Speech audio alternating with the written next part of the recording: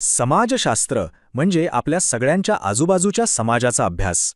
पण हे खरंच एक विज्ञान आहे का, की काहीतरी वेगळंच?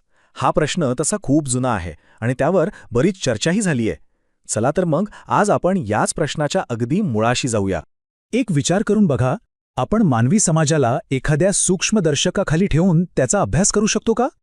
म्हणजे जसा आपण एखाद्या पेशीचा किंवा जीवाणूचा अभ्यास करतो तसा? जिथे प्रत्येक माणसाचे विचार वेगळे, भावना वेगळ्या आणि वागणं तर त्याहूनही वेगळं. हाच तर समाजशास्त्रासमोरील सगळ्यात मोठा आणि महत्त्वाचा प्रश्न आहे, है ना का? तर मुद्दा येतो समाजशास्त्र एक खरं विज्ञान, आणि इथेच वादाची ठिणगी पडते. समाजशास्त्राला विज्ञानाचा दर्जा द्यायचा की नाही यावर विचारवंतांमध्ये खूप वर्षांपासून मतभेद आहेत. बरं, समाजशास्त्राची व्याख्या काय सांगते? तर समाजाचा एक पद्धतशीर आणि वैज्ञानिक अभ्यास. पण सगळा घोळणा तो ह्या वैज्ञानिक शब्दावरच आहे.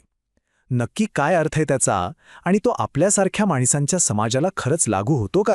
आणि इथेच खरी अडचण सुरू होते. म्हणजे बघा, निसर्गाचे नियम कसे असतात, एकदम पक्के. गुरुत्वाकर्षणाचा नियम इथेही तोच आणि अमेरिकेतही तोच. पण माणसांचं तसं आहे का? अजिबात नाही. प्रत्येक माणूस वेगळा, प्रत्येक समाज वेगळा, आणि त्यांचं वागणं तर अनेकदा अनपेक्षित असतं. चला आता या वादाची एक बाजू बघूया, ज्याला सामाजिक भौतिकशास्त्राचं स्वप्न असंही म्हणता येईल. हे स्वप्न पाहिलं होतं प्रत्यक्षवादी विचारवंतांनी.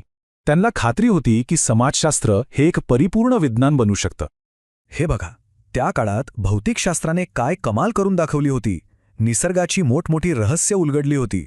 मग ऑगस्ट कॉम्टसारख्या सुरुवातीच्या विचारवंतांना वाटलं की अरे, ज्या पद्धतीने आपण निसर्गाला समजून घेतलं त्याच वैज्ञानिक पद्धतीने समाजाच्या समस्या का नाही सोडवू शकत. आणि ह्याच विचारातून त्यांनी एक नवीन क्षेत्र तयार करायचं ठरवलं आणि त्याला नाव दिलं सामाजिक भौतिकशास्त्र, सोशल फिजिक्स. किती मोठं स्वप्न होतं हे. जी पद्धत भौतिक समस्या सोडवते तीच सामाजिक समस्याही सोडवेल, हे एकच वाक्य त्या पॉझिटिव्हिस्ट विचारसरणीचं सार सांगून जातं. त्यांना अगदी ठामपणे वाटत होतं की विज्ञानाची पद्धत ही युनिव्हर्सल आहे. ती जशी निर्जीव वस्तूंना लागू होते तशीच समाजाला समजून घ्यायलाही वापरता येते. आणि ही पद्धत म्हणजे काय, तर विज्ञानाची ती साधी सोपी रेसिपी. आधी निरीक्षण करा, मग प्रयोग करून कारण आणि परिणाम शोधा, आणि शेवटी त्या सिद्धांतांची पडताळणी करा. पॉझिटिव्हिस्टना वाटत होतं की हीच प्रक्रिया आपण समाजावर लागू करू शकतो. समाजाचं निरीक्षण करायचं, काही प्रयोग करायचे आणि सिद्धांत तपासून बघायचे. ऐकायला तर किती सोपं वाटतंय नाही का? पण यात एक मोठी समस्या होती, माणसांसोबतची समस्या. प्रत्येक विचाराला एक प्रतिवाद असतोच. आणि ह्या प्रत्यक्षवादी विचाराला जोरदार आव्हान दिलं ते आदर्शवादी किंवा नॉन पॉझिटिव्हिस्ट विचारसरणीने. महान तत्त्वज्ञ इमॅन्युएल कांट यांनी एक खूप मूलभूत मुद्दा मांडला. ते म्हणाले, अरे थांबा, माणसं म्हणजे काही दगड, ग्रह किंवा अणुबाहित?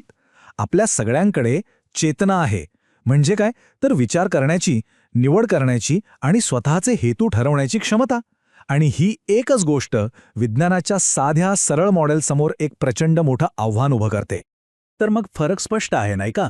एका बाजूला आहे नैसर्गिक विज्ञान, जिथे अणू किंवा ग्रह कसे वागतील याचा अंदाज लावता येतो. आणि दुसऱ्या बाजूला आहे सामाजिक विज्ञान, जिथे विषय आहे अनपेक्षित मन, म्हणजे माणसं आणि त्यांचा समाज. झाडावरून सफरचंद नेहमी खालीच पडणार, पण एखादा माणूस काय करेल याचा नेमका अंदाज बांधता येत नाही. आणि यामुळेच समाजशास्त्रज्ञांना प्रॅक्टिकली खूप मर्यादा येतात. विचार करा, एखादा समाज प्रयोगशाळेत कसा काय तयार करणार? लोकांच्या भावना, प्रेम, द्वेष, नातेसंबंध या गोष्टींना आकड्यांमध्ये कसं मोजणार? आणि सगळ्यात महत्त्वाचं, जो कोणी अभ्यास करतोय तो स्वतःच्या विचारांपासून, भावनांपासून पूर्णपणे वेगळा कसा राहू शकेल? त्याला गोष्टींचा अर्थ लावावाच लागतो. आणि हाच मुद्दा आपल्याला थेट घेऊन जातो या वादाच्या केंद्रस्थानी, जी आहे पूर्वग्रहांवरील लढाई. म्हणजे संशोधकाच्या स्वतःच्या मूल्यांची आणि मतांची काय भूमिका असते. प्रत्यक्षवादी लोक एका संकल्पनेवर खूप विश्वास ठेवायचे, ती म्हणजे फॅक्ट व्हॅल्यू डायकॉटमी. सोप्या भाषेत सांगायचं तर त्यांच्या मते तथ्य म्हणजे फॅक्ट्स आणि आपली मतं किंवा मूल्य म्हणजे व्हॅल्यूज या दोन पूर्णपणे वेगळ्या गोष्टी आहेत. जसं की भारतात गरिबी आहे, हे झालं फॅक्ट. पण गरिबी ही एक वाईट गोष्ट आहे, हे झालं व्हॅल्यू म्हणजे आपलं मत. आणि त्यांचं म्हणणं होतं की संशोधकाने फक्त आणि फक्त फॅक्ट्सवर लक्ष द्यावं. आणि यामुळे संशोधनाचे दोन वेगवेगळे आदर्श तयार झाले. प्रत्यक्षवाद्यांचा आदर्श होता वस्तुनिष्ठता किंवा ऑब्जेक्टिव्हिटी. म्हणजे काय, तर संशोधनातून स्वतःची मतं आणि मूल्य 100% काढून टाकायची. पण नॉन पॉझिटिव्हिस्ट म्हणाले की हे शक्यच नाही. माणूस म्हणून आपली मतं असणारच, म्हणून त्यांनी एक वास्तववादी ध्येय ठेवलं, मूल्य तटस्थता किंवा व्हॅल्यू न्यूट्रॅलिटी. याचा अर्थ आपली मूल्य काय आहेत याची जाणीव ठेवायची आणि त्यांचा संशोधनावर होणारा परिणाम जास्तीत जास्त कमी करायचा. हा वाद फक्त वरवरचा नाहीये, तो खूप खोलवर जातो. तो थेट या प्रश्नांना विडतो की वास्तव म्हणजे नेमकं काय आणि ते आपल्याला कळतं तरी कसं. प्रत्यक्षवादी मानतात की वास्तव एकच आहे, ठोस आहे, जे आपण आपल्या 5 इंद्रियांनी अनुभवू शकतो.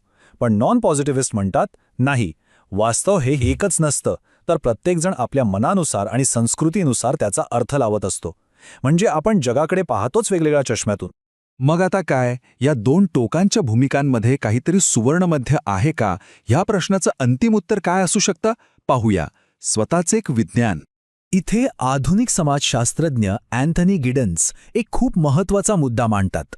त्यांचं म्हणणं आहे की समाजशास्त्र कदाचित भौतिकशास्त्राची किंवा रसायनशास्त्राची नक्कल करू शकणार नाही, पण तरीही तो एक वैज्ञानिक प्रयत्न नक्कीच आहे. आणि ते वैज्ञानिक कसे आहे?